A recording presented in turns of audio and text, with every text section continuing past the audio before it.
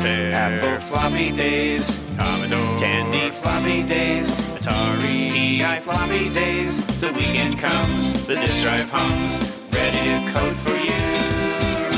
These days we're all happy and free. Those floppy days, the games we play, you shared with me. Those days, Motorola, Intel 6502, graphics and text are there to view. Composite, color, or RGB, program fun for you and me.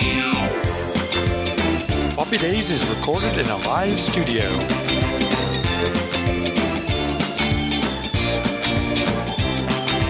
Inside PC Floppy Days, SD Amiga Floppy Days, Junior Sinclair Floppy Days, Classic Days, Microwaves, geeking all week with you.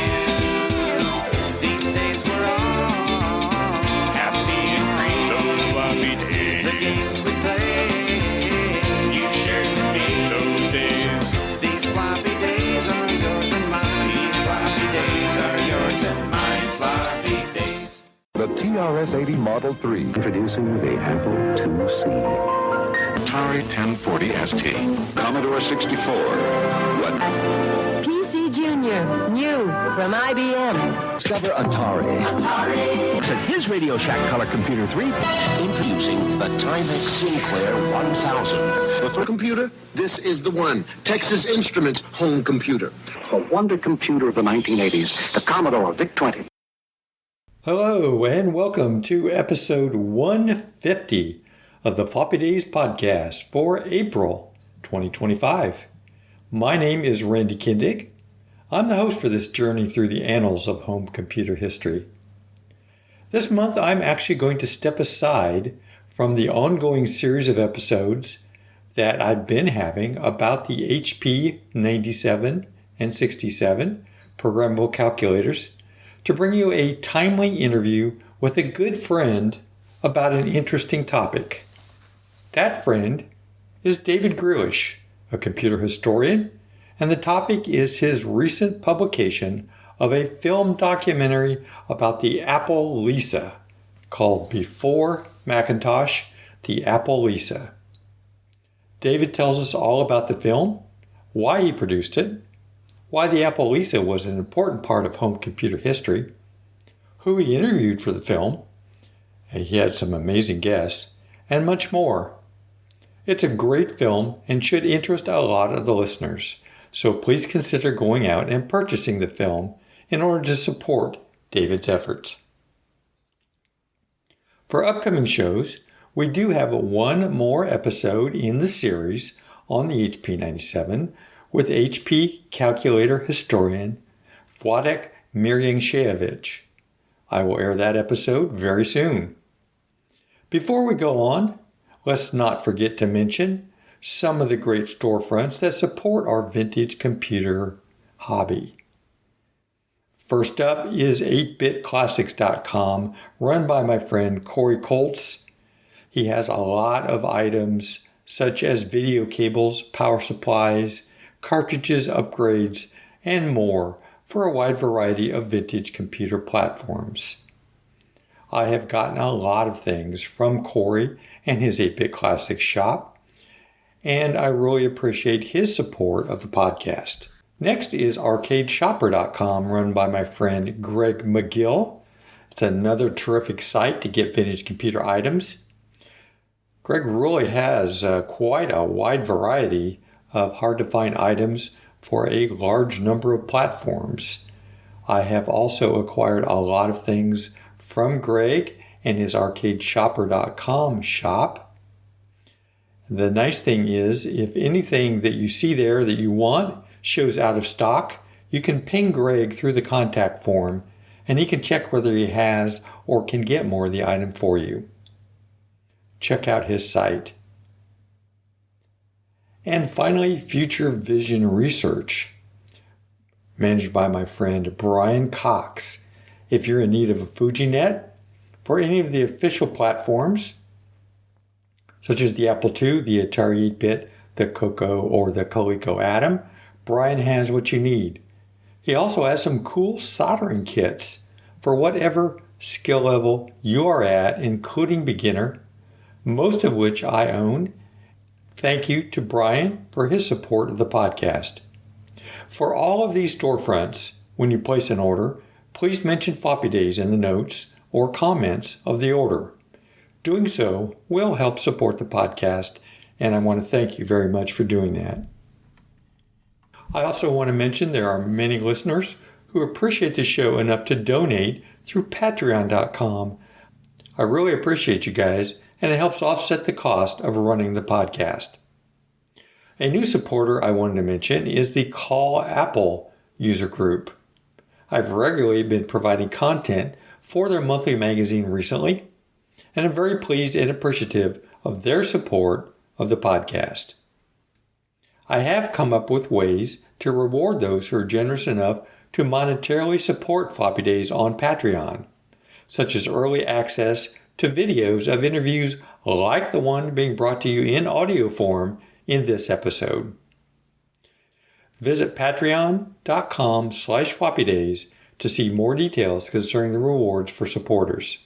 It is always my intention to make all content available to everyone at no cost, while at the same time providing some benefits for those generous enough to support the podcast.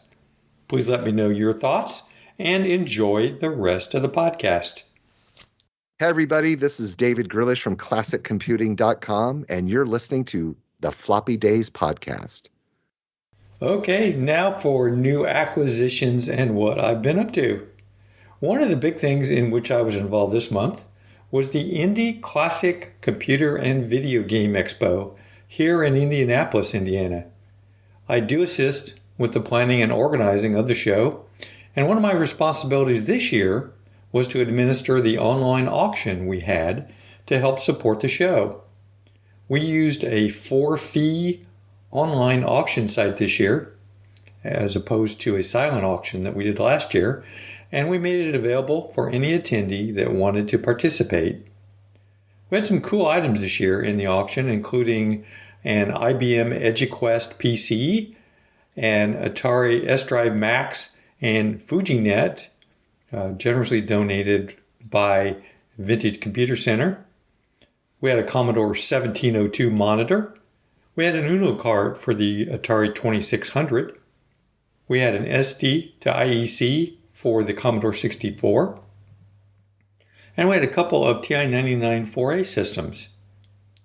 The show had 56 tables set up for exhibitors, and all of them, every single one of them, was occupied. I had a table for Floppy Days and Antic with my signage and free stickers and cards. I also, this year, had an Atari XEGS system set up, hooked up to a Commodore analog monitor and with a light gun attached. I had several XEGS cartridges there as well, including Bug Hunt for the light gun. I've come to really appreciate the XEGS with the fact that it's an 8-bit computer, completely compatible with the XL and XE lines, and it has a detachable keyboard, which is kind of cool, as well as being a game system. I had a lot of people come by and give the light gun a try. I was pleased with the variety of systems, both computer and gaming, at the show, especially given that it's not a large show, at least when compared to shows like VCF East or VCF Midwest. There were Commodore computers, Amigas, Atari STs, Atari 8-bits, IBM compatibles, Apple IIs, Tandy computers, Osbornes, and several more esoteric and less well-known machines. We had a good turnout for the third edition of this show, especially on Saturday. All in all, it was definitely a success, and we hope we can have another one in 2026. As far as new acquisitions this month, there were a couple things I picked up at the Indie Classic show that I wanted to discuss. The first is an 80-column card for the Atari 800 called OmniView 80. As many of you know, the Atari 800 has 4 slots on the top of the machine that typically house the OS card and 3 RAM cards of 16K each. However, back in the day, there were a few cards that were created to go into those slots. you could put a 48K card in one of the slots and have 2 left open for these third-party cards.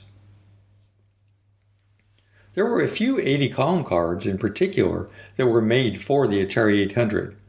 One of them was made by Newell Industries, and it was called the OmniView 80. One of the show exhibitors and local club member had the card, but didn't own the Atari 800, so he was looking to sell it to an interested party. I was able to borrow the card from him during the show and install it in an Atari 800 owned by the Midwest Computer Museum, which was also exhibiting. Thus, I was able to prove that the card worked, and I purchased it from him. Some features of this card include that any program that uses the standard E device on the Atari will typically work with this card. That includes LetterPerfect, DataPerfect, Atari Writer Plus, Basic, DOS, Mac 65. In addition, they bundled a couple of applications with the card, one called OmniWriter, a full-featured 80-column word processor or text editor, and OmniTerm, an 80-column communication program with Xmodem, capture, macros, etc. There also was a VT100 emulator with built-in Kermit available that you could get in the day for $10. And if you wanted to get your Atari Writer Plus application converted to 80 columns, you could send a copy to Newell Industries, your original disc, plus a blank disc, to them, and they would modify it for you for $10. Besides crisp, legible 80-column output, OmniView also offered a few other features. The OmniView for the 400-800 had resident RAM disk handlers to support Axon-compatible RAM upgrades up to 1 megabyte. And this card just plugged, as I said, just plugged right in to the card slots on the Atari 800. They did recommend a non-composite monitor in order to get a good output from the card in order to do serious 80-column work. This one also had a toggle switch on it, so you could turn the device on or off.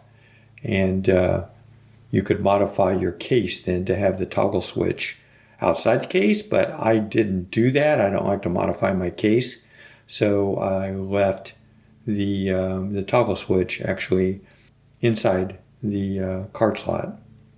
It's a fun little device, and it doesn't look bad when using the S-video output of the Atari 800. Another item I picked up while at the show is the Commodore 16. I have a Commodore 64, of course. In fact, I have the cost-reduced 64C as well. About 2 years ago, I picked up a Commodore Plus 4 and had wanted to get the Commodore 16 that was released at roughly the same time. A friend, Chris Stolmuller, at the show, gave me a good deal on a boxed Commodore 16. I want to thank Chris because I know he could have gotten more for this computer, but wanted to support Floppy Days, so he gave me a really good deal on it. This particular machine even has an upgrade in it, the 6502 Plus 4 from Lothric, which is a CPU replacement for the Commodore Plus 4, Commodore 16, or Commodore 116, that also has an additional 512 KB memory upgrade. I will have a future episode on the Commodore 16, which wasn't released until 1984. But very briefly, this computer was put out late in the game as a move by Commodore to replace the VIC-20 while competing with the low-cost home computers of the time from Timex, Mattel, and TI. It had only 16K of RAM in 1984. Needless to say, it didn't do very well. However, it's certainly a fun little computer to play with, and more information is to come in a future episode. And that's it for what I've been up to and new acquisitions this month. Hi, it's Earl Evans, retro computing podcaster and enthusiast, and you're listening to Randy Kindig on the Floppy Days Podcast. All right, and now I want to talk about news. I do have a news item before I get to upcoming shows that I want to talk about because it's something that's important to me and interesting to me.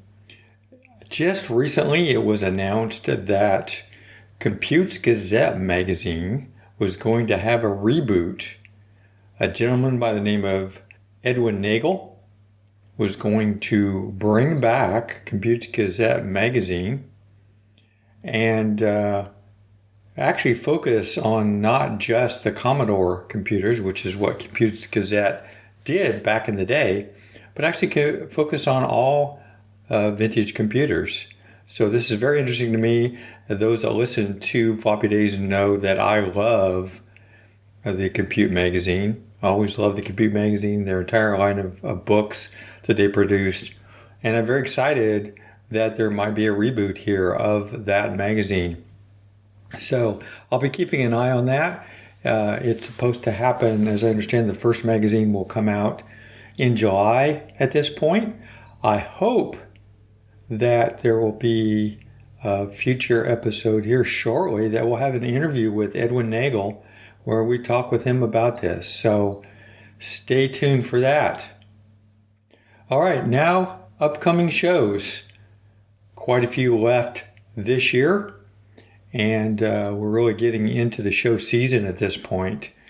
First up, as of this recording, will be the 32nd annual Last Chicago Cocoa Fest on May 2nd through the 3rd. That's a Friday, Saturday this time. Takedown is going to occur on Sunday, the 4th. It's at the Holiday Inn and Suites, Chicago Carol Stream in Carol Stream, Illinois. VCF Europe is the same weekend, May 3rd through the 4th in Munich, Germany. Retrofest 2025 will be May 31st through June 1st at the Steam Museum of the Great Western Railway in Swindon, UK. The Vancouver Retro Gaming Expo will be June 14th at New Westminster, British Columbia, Canada. VCF Southwest, June 20th through the 22nd at the Davidson Gundy Alumni Center at the University of Texas, Dallas. The same weekend, so you're going to have to make a decision or a choice here, will be VCF Southeast in conjunction with the Southern Fried Gaming Expo. So again, that's June 20th through the 22nd. This one is in Atlanta, Georgia. Pacific Commodore Expo Northwest is also that same weekend. So there's a lot going on that weekend. This one is at the Old Rainier Brewery Interest Space, June 21st through the 22nd in Seattle, Washington. Kansas Fest will be virtual only this year, as they announced, and that will be July 18th through the 20th. August 1st through the 2nd will be VCF West at the Computer History Museum in Mountain View, California. VCF Midwest, September 13th through the 14th at the Renaissance Schaumburg Convention Center in Schaumburg, Illinois. Tandy Assembly, September 26th through the 28th at the Courtyard by Marriott in Springfield, Ohio. Portland Retro Gaming Expo, October 17th through the 19th at the Oregon Convention Center in Portland, Oregon. Chicago TI International World Fair, October 25th at the Evanston Public Library in Evanston, Illinois. You can see this schedule published on the Floppy Days website. Go to floppydays.com to see that schedule. And I hope you are able to make it to one or more of these shows this year. And that's it for news this month. Okay, and now here's the discussion and interview with David Greelish about his documentary, before Macintosh, the Apple Lisa. All right, I'm here today with my good friend and computer historian, David Greelish. How are you, David? Good to talk to you Good, again. Randy. Good to see you. Thank you. Good to be here. Yeah. So it's been a while since I talked to you, but let's start out, because I know you moved fairly recently. Talk about where you live and what it is that you do these days. So I moved in October of 21. So guys, yeah. Okay, I guess it's That's been a okay. while. Well, I moved after that again. So anyway, I lived in the Atlanta area for 12 years, and Right. then and it's part of this story, I think. So I went through a divorce, and so I decided to leave the area, and I came back to where I was born and raised, Jacksonville, Florida area. I actually live in Orange Park, which is south, greater metropolitan area. But I got remarried, so it's got a happy ending. I've been married now for going on 2 years in April, the end of April. So settled back in. And anyway, so then I moved to Orange Park, but I was in Jacksonville, Florida. And that's where I was, of course, when I finished the film. It's been just about a little over a year now that I finished the film. As far as what I'm doing, I'm in IT and I'm a writer. So historically, I've been a tech, but now I write like help documentation and articles and that kind of stuff. So that's kind of, okay. yeah. So I enjoy that. So it's Cool. kind of like my personal life kind of met my professional life a little bit in writing. Right. Awesome. So, we've got a long history together, and I just wanted to touch on that for a minute. I think we first met at VCF Southeast version 1.0, which you founded, right? Yeah. Well, yeah, co-founded with the show, but sure, a lot of other people involved. But yeah, 2013 then, that was that first show. 2013. Yeah, I would say March, either April or March. It's been a while. Well, and that was the same year I started Floppy Days, actually. That very same year, and also started Antic. In fact, I met Brad and Kay both at VCF Southeast. Right. Kay came out from California, right? He's in Oregon. Oregon. Okay. Yeah. Earl Evans, from Retro Computing Roundtable. He's in Portland area. He is. So yeah. And then you and I did a podcast together about the Exidy Sorcerer for Floppy Days at VCF 2. Okay, yeah. VCF Southeast version 2. So right. that was the last time we did a podcast together. And then I know you and I did some work together on Stan Veet podcast. Yeah, and just to mention that, it hasn't left my mind. There's gosh, I want to get back to that and get it finished. First because it's such good content, but also just, I kind of pledged that to, he didn't ask me to, but to Stan Veet, who was, his story needs to be told in his writings. It's such a great book. It is. I love that book. Yeah. I go back and read it every once in a while. They're short, it's a bunch of short stories, but they're great stories and, kind of behind the scenes how some of these things happen. Yeah, and he had a lot of firsthand experience with that. Later on, he kind of wrote about as more like a journalist, you might say, but a lot of that stuff he had firsthand experience. He was there. Yeah. Running like the second only computer store in the United States. Right. Well, count me in if you ever want to start that back up again, because I'm happy to. And just let me ask you too, like, so I don't, as far as when I was involved, I don't think you were ever on the. I haven't said it in so long. The Retro Computing Roundtable. I don't want to say it wrong. But what, right? Were you ever? Did I ever have you on when I was hosting it? No, because we hadn't met yet. Yeah. And I haven't been on there since. They've never asked me to be on there, so I've never been on. But I talk to Earl Evans quite frequently, and I know he's still on there doing some hosting once in a while. Yeah. And you get on there once in a while, right? Yeah, it's been a while, but occasionally they have me on. They have some sympathy for the creator. Right. And then also the Atlanta Historical Computing Society. I think you had a hand in getting that created as well, did you not? Yes, I did. Yeah. Yeah, I first tried to get it off the ground. So I moved to the Atlanta area in 2009, and I was living here in the greater Jacksonville, Florida area, and I tried to get it started not as the Atlanta Historical Computing Society, but I was using the old name that I did my newsletter, the Historical Computing Society. And I was trying to get off the ground here, and I couldn't get anybody to show up. And then I moved to the Atlanta area, and I tried at one location, got some people would show up, and they wouldn't show up anymore. And then ultimately, I got 2 guys to show up, and one of those guys kept coming back, and that was Brad Arnold. And so, and then ultimately another guy showed up, and then he kept coming back, and then little by little we built it out. So, and it's pretty good size today. Yeah, they're very active. So that's proud of that. I'm trying to get one going here. It's just really hard to get people to show up, So yeah, I went through that about 7 years ago and started one here in the Indianapolis area, and we're going strong. And I think we're going to move to a new bigger location. And we have a show every year now, and it just takes time. Once you get like that little foundational group going, then I think it'll last. So we've probably got a dozen people who are regulars at the meetings. That's pretty good. Mm-hmm. You also wrote a book, the classic computing book. You want to tell us about that a little bit? Excuse me. Yeah. So I'd like to think I was a pioneer of computer history nostalgia.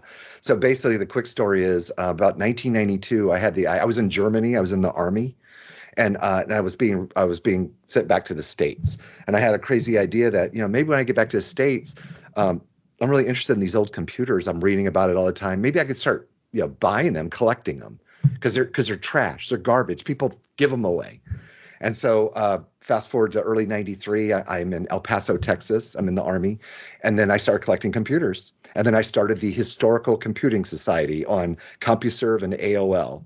So I joined AOL to help popularize it. Then I started doing a zine, like a newsletter or a fanzine. That's what that's called. It was called Historically Brewed. So I won't keep this short. I ultimately did about 9 of them. And then I decided to change the name to something that made more sense to people not in the know. And so I changed it to Classic Computing. And I never finished that issue. So fast forward to 2011, and I'm starting to do podcasting. I'm doing podcasting, got a website, and getting involved again, collecting computers. And so I decided to do a Kickstarter, and I put them into a book. So that's the story of the book. So it has my story at the beginning of it, and then it has all 10 issues of Historically Brewed / Classic Computing. So originally, I wish I had one I'd grab, but it was called The Complete Historically Brewed, and then I changed the name of the book to Classic Computing, The Complete Historically Brewed, because once again, it was a better name. So it's a great book, and thanks. I still go out to the Computer Museum in Bozeman probably every 3 years or so, and I see your book, on the shelf out there. So they were advertising on the back page of my zine. I don't think every issue, but starting like with issue 4 or whatever, they had the back page of my little magazine, little newsletter. They advertised on it. No, okay, so, I didn't realize Mr. that. Karamedjev, I think I'm saying his name right. He unfortunately passed in recent years, and his wife is running it. Right. So, but they even got some DVDs from me and selling those in the store. So it's a nice. Yeah. Call it a legacy. I don't know. It's a nice thing. I've never been there. I want to go one day. So that's on my to-do list. It always gives me a kick to see your stuff sitting on their shelf when I go there. Because like I said, I go there pretty often. And if I might, by the way, my newsletter, it used to be sold at the Boston Computer Museum, which and other people that got closed down and then moved to California, and that's now the Computer History Museum. But so they used to sell it for me there in that little store. I didn't realize that. So that was kind of cool. So you also have been pretty active in podcasting. I mean, you mentioned some of the podcast work that you've done, and we already talked about the Stan Beat podcast, but you've had a couple other podcasts as well, I believe, is right? Yes, I initially tried to do one by myself, and I wasn't very good at it, and I was real microphone shy and all that, so it didn't happen. And then I was listening to Retro Bits with Earl Evans, and I was listening to 1 Megahertz with Carrington Vanston, and hint, that they come in the story later. But then someone gave me some good advice that, find a partner. And then it'll be a lot easier to do. You have someone to feed off of, and then you feel more obligation to do it. And so I came up and then I was listening to all kinds of podcasts, and I was watching a lot of the new media. It was, but this is even before YouTube. Well, no, YouTube was early, I guess, but like sort of like Twit and that kind of stuff, the early tech media. But anyway, so I came up with the Retro Computing Roundtable. And then I was hosting it, and I'd invite different other podcasters on. And then ultimately I standardized it with Carrington and Earl. They agreed to be my co-hosts. And we did it that way for a while and changed hands of hosting. And then somewhere in the 30s, I don't know, 38 or something, I sort of stepped down from doing it. And because I want to try to do other stuff. I was doing more interviews and that kind of thing. But then I later on I did the history of the personal computer, another podcast, and you can find those episodes out there. And I did another short-lived one called Not Another Apple Podcast. And if you go to my website, classiccomputing.com, you can go to a podcast and link, and you can find them. But I still think good episodes worth listening to. And then, of course, Stan Veet book. And I'm kind of. I don't know if I'm kind of bad about finishing things sometimes. Sometimes it's easy to start things and hard to keep them going for a long time. But so I guess I'm curious, David. I can't see behind you there. I don't see your computers. But what does your collection actually look like these days? Is it all Apple stuff, or do you have other stuff as well? So I mentioned.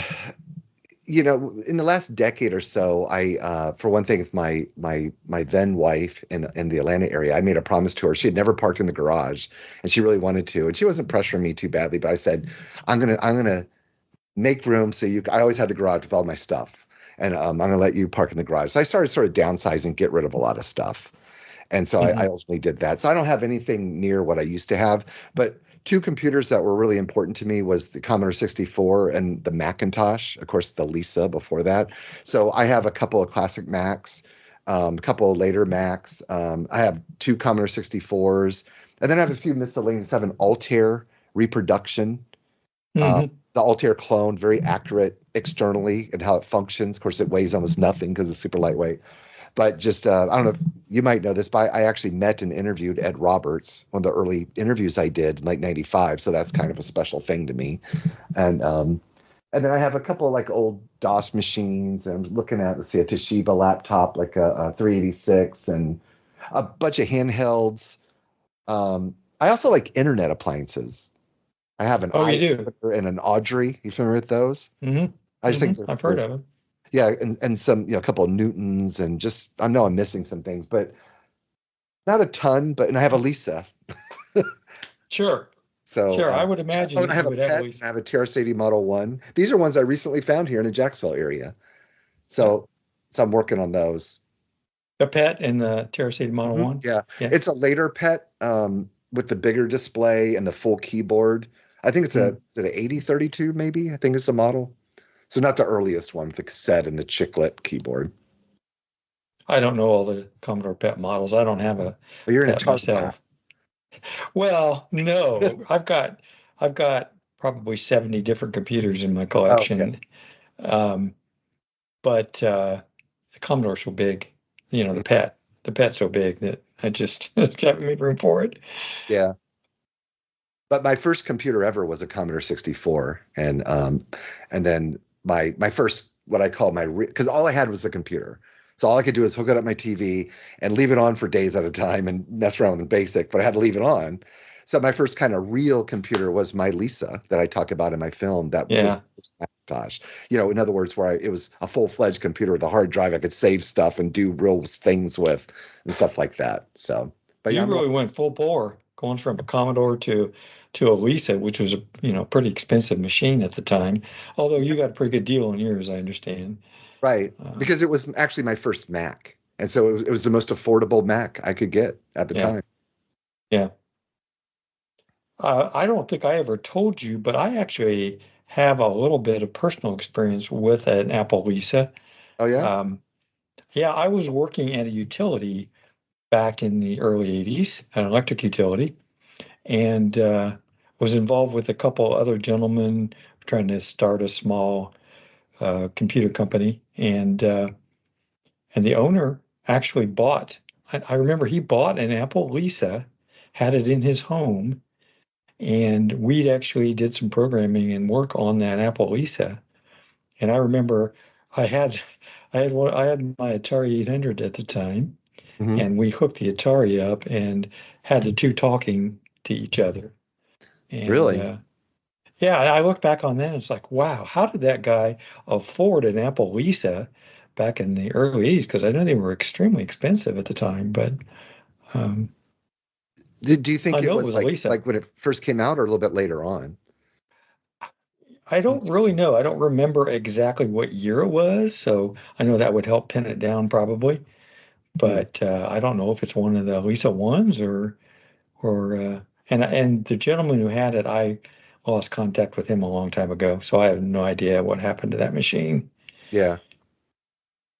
But all right, well, let's talk about your film a little bit. Okay. It's called Before Macintosh, the Apple Lisa, right? Yep. And I, as I was telling you before we started talking, I watched it again yesterday just to refresh my memory on it. And I'm curious, what was the impetus for you to make this film? I think a lot of it had to do with the fact that you had a Lisa back in the day. Was that the main reason that you had such a strong urge to do a documentary like this? It's kind of crazy thinking back on it and that I actually did it. I mean, well, so I love documentaries. Always loved documentaries. Oh, okay. And when I first got started and got interested in computer history, in fact, well, maybe I wasn't that big in documentaries, maybe before I got interested in computer history. So late 80s, I don't know, whatever, I saw a documentary called The Machine That Changed the World. It's my all-time favorite documentary about computer history. And so you could say it's dated now. I think it's from 89 or 90. But it's history. So it still captures the time and the previous. It's excellent. I really recommend it. Find it on YouTube. Easy. The Machine That Changed the World. It's based on a book too. But it's got like 5 parts and just loved it. Okay. And then I started digging into other documentaries. And so I love documentaries. And, by mid 2015 in that time frame, whatever, I like we just talked about, I've written a lot of articles. I'm really involved in computer history and writing and publishing and doing other creative stuff. And I started doing a little bit of like video stuff, making little YouTube projects, not really doing a YouTube channel or not making movies. But then I was involved in 2018 with a guy that made the Apple Newton documentary. And I made a little short called A Short History of the Personal Computer of the computer. And it's like 7 minutes. And I really enjoyed that. So the short answer, I guess, is just that love documentaries. And of course, I had an epiphany, like the Apple Lisa it played a huge role in my life. So I talk about this at the beginning of the film, but basically I started working at a computer store in like 86 and they sold Macs and IBM compatibles, which were compacts and HPs and Epsons. And most of the stuff going out the door were IBM compatibles, what we used to call them, right? For Wintel and Windows machines. And, but internally, everybody used Macintoshes for everything. So that was my first introduction to the Macintosh and laser printers and AppleTalk networks and all that. And I was just like, oh my, this is the computer I want. I was sold instantly, but had no hope of affording one. Fast forward to 1989, I'm working at an Apple dealer in Gainesville, Florida. I could even get a little bit of a discount. Again, no hope to get the cheapest introduction to Macintosh, because it would have been a Mac Plus, and you got to have a hard drive, and it would have been like $1,600 to $1,800 in 1989 money. So it might as well have been $10,000 to me as a struggling college student. And then, so I was flipping through some magazines, and I saw Sunray Marketing, and they were selling these new old stock refurbished Lisas, and I got mine for $1,095. I had just enough on a credit card, my one credit card, to buy it and have it shipped to me. And then I finally had my own Mac. So back to why I'm saying that. So that Lisa, that Mac, opened up the world for me to become, ultimately I became into desktop publishing, and ultimately I became a computer tech. And first just to Apple, Macintosh tech. I even worked for Apple, and then ultimately Windows as well. And I've been in corporate IT support most of my adult life. So on the other side of it, I was so fascinated by the Lisa that I just wanted to know more about it. I'd never heard of it before I had seen it in 1989, and then I bought one. That I want to know more about its history, and then it turned into the history of the Mac and the two Steves and Apple and personal computers, and I just fell into that. What do they call that? A rabbit hole, I guess. I fell into that and just fell in love with computer history, and then so the Lisa really was the catalyst for this huge. Other than I got married, had a family, and have children, and lots of other important things in my life, but that was a big part of my life. So I don't know, 2018 or so, I'm thinking, no one's made a documentary about the Lisa. It's a really important computer. I think so, right? And it's kind of unrecognized because it's kind of the unofficial prototype Macintosh. It literally fed into the Macintosh project, both hardware and software and people. So maybe I could do that. And then I just decided to do it. And I did a Kickstarter, raised about $8,000, not a ton, but that helped me do some of my initial travel, buy some cameras, the lights, and so that was really your first act, was to create this Kickstarter to get some funds so you could start filming. Right, to get some initial funds. But I'm sorry, back to your question, that was kind of the Lisa's just been, it's always been my favorite. It's always been very important to me. Even in my newsletter, the first article I wrote about was the history of the graphical user interface. Very first article I wrote. So it's just, it is the catalyst of it's a huge part of my life. So kind of like making the film was like my life coming full circle, like 30 years. Right. So it's almost like, what do they call that? Poetic? I don't know. Maybe, I don't know. So did you really do all the filming and editing and interviewing and so on for this film? Oh, wow. Everything. Yeah. Yeah. So I traveled. I went down to the peninsula of Florida for James and John of the Retro Maccast. Not too far. I drove there. I went to the Greenville, South Carolina area a little bit for John Woodall. God, I haven't said his name in a long time. And he's the guy I called the last Apple dealer. But then I flew to New York City, flew out to Silicon Valley twice, Boston a couple of times, flew to. I don't remember where I flew into, but meet John Scully in Palm Beach, Florida. Mm-hmm. He apparently, I guess, lives down the road from Trump. I guess. Yeah. I didn't know that back then. But and where else I go? Salt Lake City, Utah, I flew into. Wow, you did a lot of flying a lot around. Of nice people opened their homes to me, and they talked to me. And but I did everything. I crashed course trying to figure out everything, and I got some good advice that make sure your audio is really good, which it mostly is, and make sure your video is really good. And most people can forgive the other stuff. But if you have bad audio or bad video, it's distraction and people get upset. And I will tell you the one rookie mistake I made. I used two cameras, right? Smart, because I would put one on the side and one up front, and then in editing, right, I noticed that stuff to keep it more interesting. But I kept them both on autofocus, and that was a mistake. Oh. Because sometimes it would go out of focus just a little bit, and I had to fool with that when I was trying to edit. So no, I thought it was well done. The only time I had trouble with audio at all was really at the beginning when they were burying all those Lisas, in the landfill. You know what happened there? I did such a good job of protecting backing up all my video, all my audio. And if you notice, in Bob Cook, he's holding my digital microphone at the dump when he's talking. Oh, I did, yeah. I lost that audio. Oh, somehow I lost that audio, and so the reason it's so bad is because I'm holding my cell phone. That's the only part of the film I'm using a cell phone, and then he's 6 feet away or whatever, and that's the audio. Right. Because I had no other. It's okay because you can. I turned on the closed captioning and I could. Oh, good. I knew what he was saying, so I knew that it kind of bothered people, but my logic was kind of, it's at the dump, and it's kind of meant to be rough cut. And you got to expect, expect noise. I purposely left like a loud truck go by and stuff like that. It gives you the ambiance of being at the at the dump, right? Not nice being at the dump. Yeah. I want to say, I really learned a lot from this film. I honestly didn't know a lot about the Lisa, and I didn't realize it was released like one full year before the Mac came out. Mm-hmm. I mean, that's pretty amazing. Well, I really appreciate Also, it.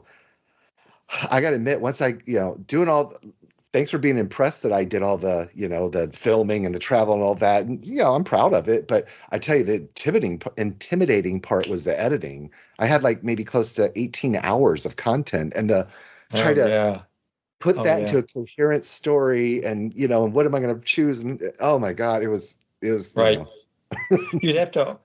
You'd probably had to like lay out how you wanted the story to flow, and then try to, which I did even before, I had a nice little outline. Put the video in the right place and connect it together properly. I mean, I've just touched the surface on video editing, and I'm sure it took a lot of work for you to put that together. And my basic philosophy with it is I wanted it to look professional, and I did my best. It's not as professional as professional people, and I was only a one-man show, but I felt like simple, competent, professional was the way to go. And so it is pretty simple. I've gotten some negative feedback about like the little title things I did, like they're very basic and simple. I'm talking about, and maybe I could have done narration there, or there's all kinds of things, but yeah. Well, you know how it is. At least it got done. Finally. It got done, right? I mean, perfect is the enemy of. Well, how does that go? Perfect. Yeah, is the completion or getting done, maybe. Of getting done, yeah. Yeah. Exactly. But and I'm not saying that it has flaws, but it's it's pretty good, and I have to admit you did a good job with that. It would have been hard for me to produce something like that. I know that. I was surprised too. Again, there were a lot of things that came out in that I had no idea. I didn't realize Lisa had a multitasking operating system, and it was completely different, or quite a bit different than what the Mac ended up coming out with later. The Mac actually had a toned down, I guess, operating system. Right. Yeah.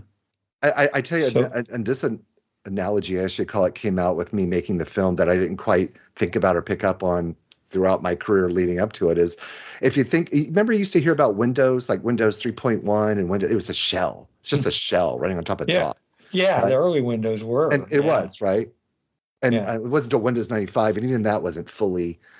But basically the Mac was kind of like a shell. It really wasn't a full-on operating system like the Lisa was. It was sort of a hack to work like the Lisa, but with minimum. Even though it had the same processor, it actually ran a little faster because of the way less memory, and just the operating system wasn't all there, in the beginning.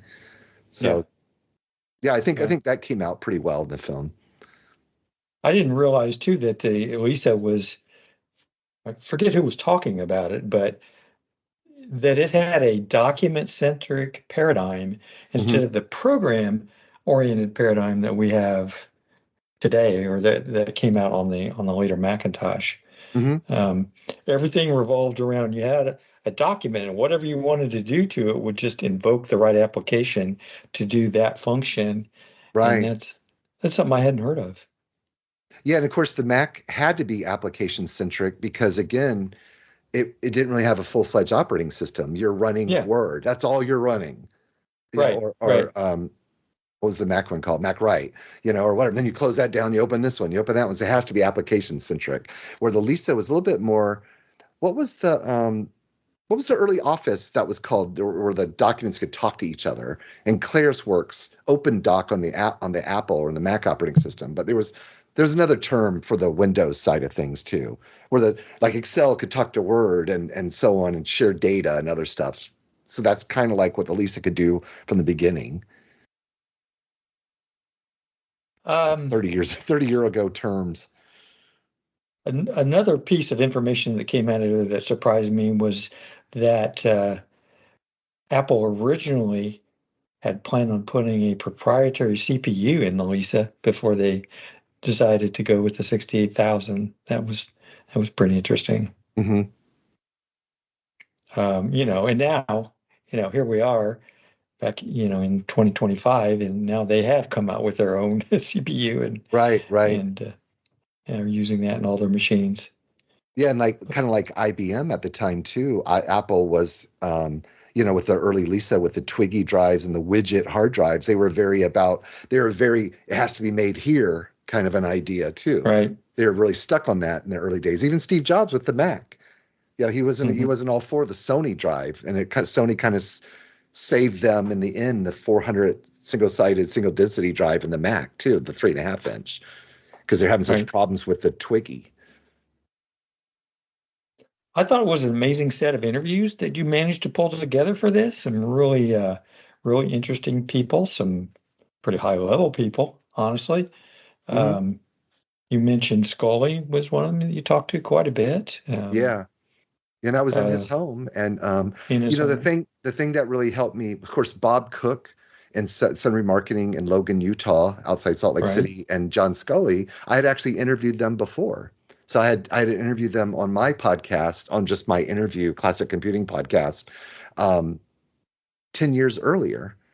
And so even back then, it was cool for Bob Cook, but John Scully would let me interview him in 2012 was like amazing stuff. But so I already had a sort of a rapport with him, and so that was nice. Oh, remember we did a thing, you and I did the interview with him back then, and then we went on. Oh yeah, and you made the comment we went on Open Apple, and you were surprised because you said, well, maybe we shouldn't have such a harsh attitude against John Scully. He wasn't so anti-Apple II after all. Do you remember that? I don't remember that. I think that was you. Or am I wrong? I was never on Open Apple, I don't believe. Maybe I'm confusing you, Randy. Sorry, but did you ever go on Open Apple? Do you know what that podcast is? Okay, no, I'm sorry. I'm confusing. Hey, I'm getting old. Thank goodness I got it done. Either that or my memory's gone and I don't remember being on there 10 years ago or whatever. I've been doing this podcast for 12 years now. It's hard to remember what happened in 2013. But I really urge anyone interested to, if you go to my website, Classic Computing, and look at a list of my interviews, it's an audio interview with John Scully from 2012. And I think it's very interesting because a lot of people might be surprised. The basic foundation of the interview is that John Scully did not fire Steve Jobs. He did not fire him. And I don't know, we don't have to go into that topic, but it's interesting. So are you familiar with that story very, very much? Or I think I guess he doesn't get into that in this film. No, but, But I'll just mention it in a nutshell. The Mac had come out and it really was underperforming. It was in no way the first year of the Macintosh. It was struggling in the marketplace because it couldn't do a lot, and even it still cost quite a bit of money, $2,500. And Steve Jobs was banging the table, the John Scully and the board at Apple, that we need to cancel the Apple II. We need to stop advertising, put everything in the Macintosh. And then John Scully took a trip. And they were getting most of their revenue from Apple II at that point. Oh, Apple was making all their money from the Apple II. Yeah. They weren't making money on the Mac yet. And then Steve Jobs basically tried to do like a coup and like get John Scully removed.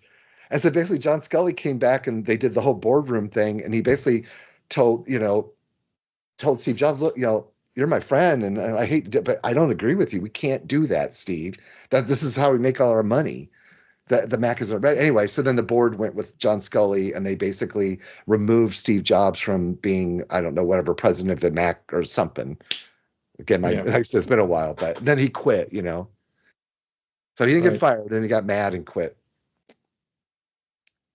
You mentioned too that, or actually showed a picture during the film that Woz actually dropped by one of your interviews. I thought that was cool. So that's when you were at Scully's, right? No, it was at and oh my God, now I'm gonna feel really bad because it was with the former manager of the Apple Lisa project, John, and I can't remember his last name now. I should have his book sitting over here. Okay, well it'll come to me. Oh my God. But yeah, I went to interview him and it's right on the tip of my tongue. But anyway, and then a real nice guy, interviewed him. He had a beautiful property in Mountain View, California, has a vineyard, had his beautiful house and a little guest house. So we set up the camera in the guest house or actually out on the patio or whatever. And then we got done with the interview and he's going, hey, Yeah, I've got some guests coming over, but take your time, much time you need, to clean up or do whatever. I have to break down the lights or anything. And so I'm breaking down the lights, loading the car up, not quite ready to go yet, but almost. And then who should pull up in the driveway in their Prius is Wozniak and his wife with their covered dish dinner for his party. Yeah. Sure, why not? Okay, because they're friends. Because why wouldn't they be? Yeah. Yeah. And that's where I got those pictures. It was like, oh my God, isn't that crazy? That's funny. I just happened to run into the Woz, Yeah. John Couch is who I'm talking about. Hey, at least I got his first name. So he was a former Lisa development manager. Okay. Real nice guy, though. So what's been a response from the community about the film? Have you gotten really good response? So, yes, I have. Overall, very, very positive. It's been a year now. So, it came out. I actually released it the day before the 40th anniversary of the Macintosh, which probably ended up not being such a great time after all, because everybody's focused on the Mac and I couldn't hardly get any publicity for it or whatever. It would have been nice if I'd finished it a year earlier on the 40th anniversary of Lisa, which I didn't. The film was, I was very late with it and a lot of pressure, and I was embarrassed about that. But, back to the good news is I finished it, and I think it turned out pretty well. But I only gotten a few minor, I wouldn't call them complaints, but some people felt like, again, the titling or the titles in between maybe are amateurish or different things. But it's now on Amazon Prime, and I have it free on YouTube, and it looks like it's getting seen, but it's small. It's a niche film, but overall, answer your question, overall positive. But I can't seem to get any media coverage for it. That's been kind of a bummer. I really. Well, you had your local newspaper. Sites would, they would mention it. Nobody wants to talk about it. So you had your local newspaper, right? I mean, you showed I an did. ad. Yeah. Yeah, very nice in the local newspaper. But I didn't get a lot of people to contact me about that. So, but it's okay. It's kind of it's a niche movie, but it's what I call an evergreen movie because it's history. It's not going to be accurate at some point in the future. So, those are the kind of films like I'm on, I have Netflix and I have Hulu and some of those, and they have a lot of documentary films on those streaming services. That's the kind of film I guess I would expect to see along with, some of those history documentaries. And again, I got it on Amazon Prime, and I got it on a couple other streaming services, but not Netflix and not like some of those other Tubi and some of those. I wanted to get it on those, but I guess there's so much competition and so many people trying to get their stuff on them now. You can't deal with them individually. You have to have a distributor, and so I really only had one recourse, and it's called Film Hub. And so it helped me a lot. It was a little bit of an uphill battle to get everything ready to get it with them, but it's free. All it is if they get you on a streaming service, they take a 20% cut of any revenue, which is pretty fair, I think. Where there's nothing up front. Yeah. But I haven't made a ton of money on that. Yeah. But I did do a Kickstarter, and so the very first people that got to see the film were my Kickstarter supporters. I made a pledge that I'm going to make sure nobody else sees it before them, because I actually, the first Kickstarter I ever supported, I won't say what it was, like 2011, and I was very unhappy with the producer, how they went to all kinds of film festivals and showed it all around, all over the place, where he let us see it, the people that gave him money to make it, and then it was like 7 years late too. And that stayed with me. Like, I'm not going to treat my people like that. Yeah. So I fulfilled everybody digitally, and I made the DVDs and fulfilled them. Yeah. I was a supporter, and I appreciated, I know it took you a long time to put together, but that's a lot of work. Yeah. So no issue there. And I appreciate the way you handled it. Have you been able to recover all the costs that you incurred from making the film? No. At least? No. Okay. That's okay. It's a what do they call that? A pet project or a it's not an ego project, or whatever that other term is, kind of negative. I wouldn't call it that, but it's a personal project. And frankly, I didn't spend that much money on it in the end, and it wasn't all at once. But if you take in like the other travel I did and other stuff, but that initial $8,000 helped out a lot. And then Sure. I wasn't going to pay myself to make it, so it's a lot of time. That last when I finally hunkered down, and I don't know when was it, October or November of 23, and I've got to do this, I got to finish this. I probably worked most every day for at least 4 or 5 hours for 2 months. I mean, Wow. really finally do it, finish it. So Yeah, I can imagine. But it was a good feeling once you get going. Well, I know as being part of the community, I appreciate all the effort you put into it because, like I said, I enjoyed it. I learned a lot from it. I did not know much about the Lisa at all, so I appreciate it. I think it needed to be made, and I think that you did a good job of getting the information out there. So I think it's an important milestone in personal computing because right now we're all using that legacy, and I tried to make sure, yes, there were computers that came out ahead of it, that it didn't create the graphical user interface, but it was the first to sort of, it was a failure, but it was the first to ultimately propagate into the mainstream the graphical user interface, which we're all using now. And that's kind of the key takeaway. Whether you use a Mac or Windows, and even whether you use iOS or an Android phone, and yes, there's no mouse or whatever, but it's still a graphical user interface. And here's your mouse, right? It's all that legacy, I think. So what's next? Because we've been using it for over 40 years now. I know. Yeah, that's a good question. It's kind of like the dashboard of your car. I don't know if will it ever change, because it just makes sense how that works. Yeah. Yeah. So now that film is done, what's your next project? You got another project in mind?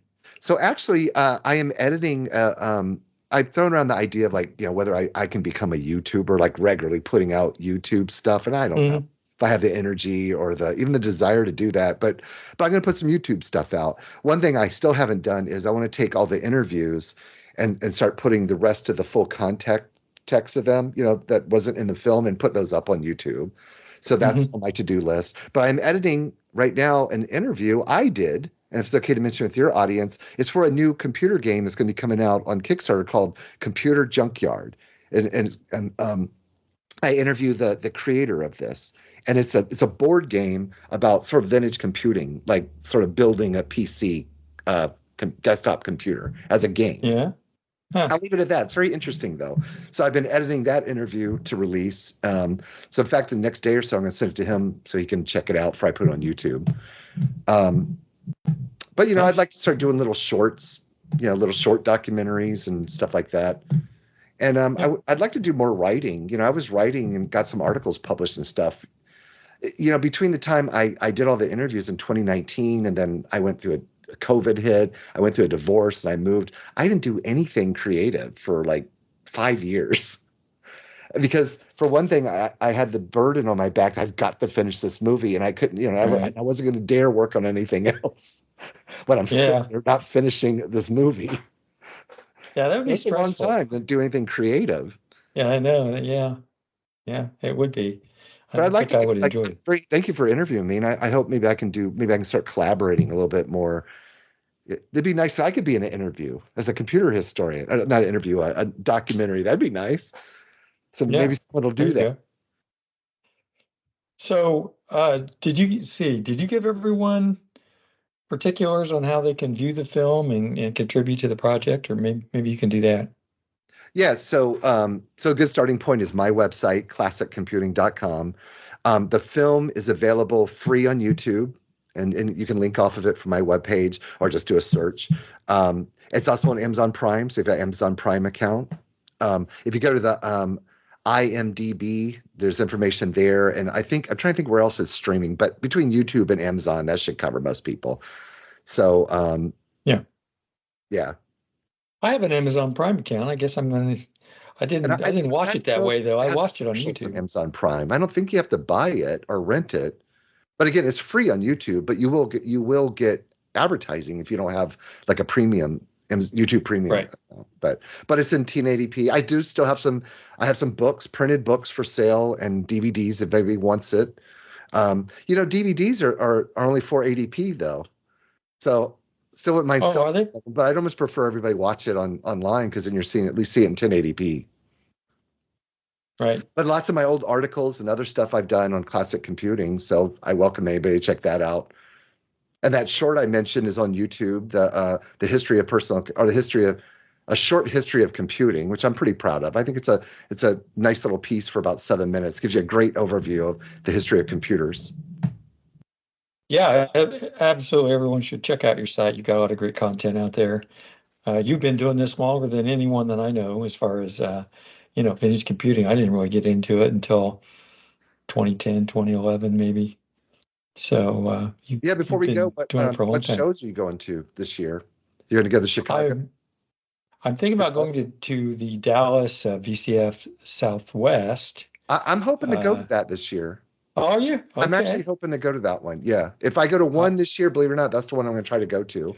Because I haven't. Well, it's different because I haven't been out that way. And last year I went to Southeast, and I also went to SoCal for those. Yeah, I wanted to go. That's this weekend, and I wanted to go, but I just can't pull it off. Yeah.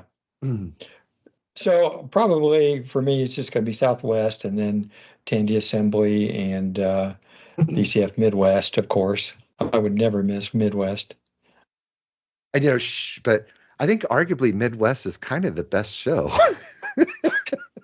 I think it's the biggest. it's I think so, huh?